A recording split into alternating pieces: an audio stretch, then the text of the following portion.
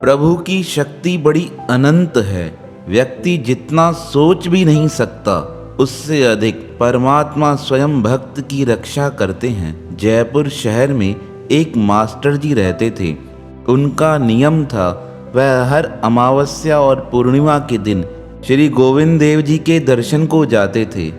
एक बार ऐसा संयोग हुआ, स्कूल में बच्चों की परीक्षाएं चल रही थी।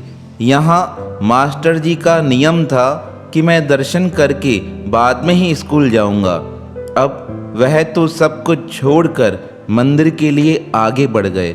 जैसे ही मंदिर में पहुँचे वह अपनी सुध बुध भूल गए कि उन्हें स्कूल में जाना है और आज स्कूल में बच्चों की परीक्षाएं हैं। इधर यह तो ध्यान में बैठ गए, उधर भी एक परमात्मा ने विचित्र लीला की। स्कूल के मुख्य अधिकारी आज स्कूल के दौरे पर निकले। जैसे ही वह स्कूल पहुंचे, जैसे ही उन्होंने कक्षा में प्रवेश किया, अब परमात्मा को दया आ गई। परमात्मा ने स्वयं उस मास्टर का रूप बनाकर उन अधिकारियों को स्कूल का निरीक्षण करवाया। उनके निरीक्षण को देखकर वह अधिकारी प्रसन्न हो गए। जैसे ही वह अधिकारी स्कूल से बाहर निकले, परमात्मा भी अदृश्य हो गए। अधिकारी जैसे ही स्कूल से बाहर निकले, दूसरी ओर से मास्टर जी दर्शन कर स्कूल की तरफ आ रहे थे। मास्टर जी ने जब इन अधिकारियों को देखा तो मन में भय व्याप्त हो गया कि मुझे तो अब नौकरी से निकाल दिया जाएगा।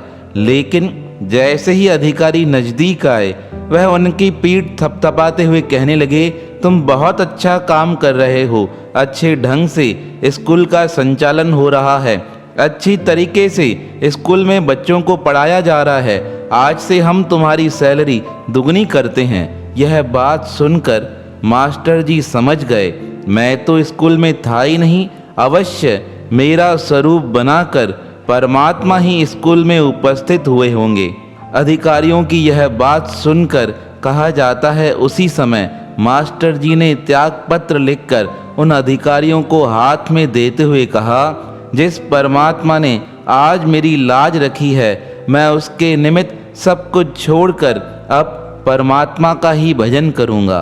तो किस प्रकार परमात्मा ने स्वयं उपस्थित होकर अपने भक्त का मान बढ़ाया।